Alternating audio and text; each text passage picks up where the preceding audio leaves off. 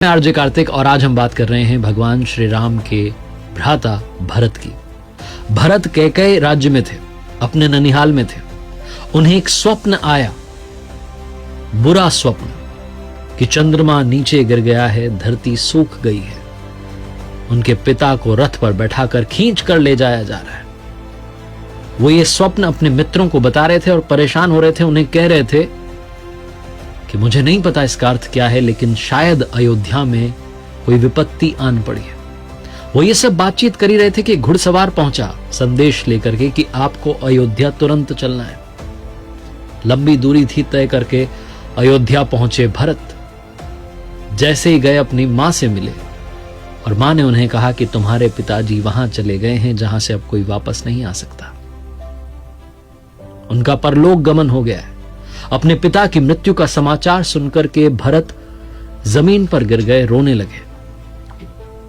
वो व्याकुल थे कि तभी मां कैकेयी ने एक बात और कही कि तुम्हारे भ्राता राम अपनी पत्नी सीता और भ्राता लक्ष्मण सहित वनवास चले गए। महाराज ने उन्हें 14 वर्ष का वनवास दिया है। भरत के ऊपर मानो दुख का पहाड़ टूट पड़ा। उन्होंने कहा कि मां आप ये क्या कह रही हैं? क्या भ्राता से कोई, राम से कोई अपराध हो गया था? किस बात का उन्हें दंड मिला है? तो मां कैकेयी ने कहा कि दंड नहीं मिला है, ये तो सब मैंने तुम्हारे हित के लिए किया है। मैंने ही महाराज से वर मांगे थे कि तुम्हें राजगद्दी मिले, तुम राजा बनने जा रहे हो, और राम को वनवास मिले। जहां भरत जी ने यह बात सुनी, वो अपनी मां पर क्रोधित हो गए। कहने लगे, माता तुमने क्या कर दिया? वन तो तुम्हें जाना चाहिए था, राम को नहीं। भैया को तो यहीं रह करके सिंहासन संभालना था। शत्रुघ्न वहां पहुंचे और उन्होंने तुरंत पता लगा लिया कि यह सब किसके कहने पर हुआ है। वो मंथरा को लेकर के आए कि इसको सजा मिलनी चाहिए। भरत जी ने माफ कर दिया। उन्होंने सभा में जितने मंत्री, जितने सभासद थे, सबसे हाथ जोड़ के कहा कि मेरा इसमें कोई भी लेना देना नहीं है। ये सब मेरी मां की इच्छा के अनुकूल हुआ। मुझे तो पता भी नहीं था और मुझे इस गद्दी पर बैठना नहीं है।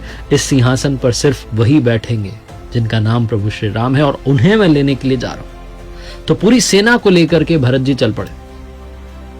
सेना उनके साथ थी, अयोध्या वासी उनके साथ थे, माताएं उनके साथ थीं, गुरु वशिष्ठ उनके साथ थे। सब रवाना हो गए अयोध्या से। और वहां वन में, चित्रकूट में कुटिया बना करके पहाड़ी पर प्रभु श्री राम रह रहे थे। लक्ष्मण जी निगरानी रखते थे, पेड़ पर चढ़े हुए थे देखने के लिए कि कहीं कोई दुश्मन तो नहीं आ रहा है। तो उन्होंने देखा कि बहुत बड़ी सेना आ रही है और वो ध्वज उन्हें पहचान में आ गया। उन्हें समझ में आ गया कि तो अयोध्या की सेना है। वो तुरंत पेड़ पर से उतरे, गए कुटी में प्रभु के पास, माता सीता वहां बैठी थी। उनसे कहा कि भैया, भरत का पेट नहीं भरा है। भरत तो हम सबका वध करने के लिए आ रहा है ताकि एक छत्र राज कर सके। वो पूरी सेना लेके आ रहा है। आप बस मुझे आदेश दीजिए, मैं अभी उसका वध कर देता हूं। प्रभु श्री राम ने अपने भाई लक्ष्मण को समझाया कि जो वीर होते हैं वो धैर्य का साथ नहीं छोड़ते हैं। थोड़ा धीरज धरो, इतनी जल्दी उतावले मत बनो, आने दो। और भरत हम पर कभी भी हमला नहीं करेगा, मैं उसे जानता हूं, वो मेरा प्रिय है। लक्ष्मण गुस्सा हुए जा रहे थे, क्रोधित हुए जा रहे थे कि आप नहीं समझते हैं, उसने ये सब कर दिया। भरत जी पहुंचे और उन्होंने सेना से सबसे कहा कि आप रुकिए, पहले मैं जाकर के मिलूंगा। और शत्रुघ्न को साथ लेकर के गए। प्रभु श्री राम के चरणों में जाकर के अपना सर रख दिया और फूट फूट के रोने लगे, बोले ही नहीं। शत्रुघ्न ने भी उनके चरणों की वंदना की प्रभु श्री राम के। साहस नहीं जुटा पा रहे थे भरत जी बताने का कि पिताजी की मृत्यु हो गई है। आखिरकार उन्होंने कहा कि महाराज नहीं रहे, पिताजी हमें छोड़कर चले गए, आपके वियोग में उनकी मृत्यु हो गई। प्रभु श्री राम की आंखें भर आईं। भरत जी ने कहा कि अब आप चलिए, आपसे मिलने के लिए, आपको लेने के लिए सब आए हैं। अब भूल जाइए उस बात को, आप चलिए। वो सिंहासन सिर्फ और सिर्फ आपका इंतजार कर रहा है, प्रतीक्षा कर रहा है। गुरु वशिष्ठ ने भी कहा जब मिले कि आपको चलना होगा। रघुकुल की परंपरा है कि जो ज्येष्ठ पुत्र होता है, जो बड़ा बेटा होता है, वो गद्दी पर बैठता है, आपको बैठना होगा। अब महाराज नहीं है तो आप ही हमारे अगले राजा बने। प्रभु श्री राम ने हाथ जोड़ करके कहा सबसे, माताओं से, अयोध्या वासियों से, सैनिकों से, कि चाहे हिमालय अपनी शीतलता भूल जाए, चाहे चंद्रमा अपनी शीतलता भूल जाए, चाहे सूर्य ठंडा हो जाए, लेकिन मैं अपने वचन से बंधा हुआ हूं। माना पिताजी अब इस दुनिया में नहीं है, लेकिन जो उनको वचन दिया था उसे निभाऊंगा और 14 साल का वनवास पूरा करके ही वापस आऊंगा। जब भरत जी को समझ में आ गया कि ये तो चलेंगे नहीं, ये तो मानेंगे नहीं, तो उन्होंने कहा कि मैं आपके खड़ाऊ ले जाना चाहता हूं। अब यही खड़ाऊ वहां अयोध्या में सिंहासन पर विराजमान होंगे और इनकी आज्ञा से ही मैं राजकाज चलाऊंगा। प्रभु श्री राम मान गए। उन्होंने कहा ठीक है, आप खड़ाऊ ले जाओ। खड़ाऊ को अपने सर पर रख करके वहां से चले भरत जी, लेकर के आए खड़ाऊ को अयोध्या, उनकी पूजा की, उसके बाद उन्हें सिंहासन पर बैठाया और खुद अयोध्या छोड़कर, राजमहल छोड़कर के बाहर नंदीग्राम में बस गए।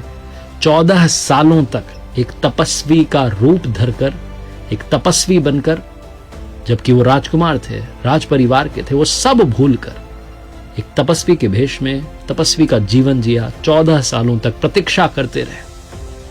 उन्होंने कहा कि मैं उस दिन की प्रतीक्षा कर रहा हूं जब ये खड़ाऊ वहां पहुंचेंगे जहां इन्हें होना चाहिए, प्रभु श्री राम के चरणों में। तब तक मैं प्रतीक्षा करूंगा। और 14 वर्षों तक उन्होंने प्रतीक्षा की।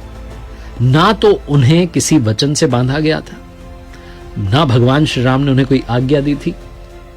वो अपने कर्तव्य के चलते इतना बड़ा त्याग कर चुके थे। भरत जी की कहानी सिखाती है कि भातृ प्रेम क्या होता है, जो भाइयों के बीच में प्रेम होना चाहिए वो कैसा होना चाहिए। उन्होंने अपने भैया का सम्मान किया, उस स्नेह का सम्मान किया और उसे जीवन भर निभाया।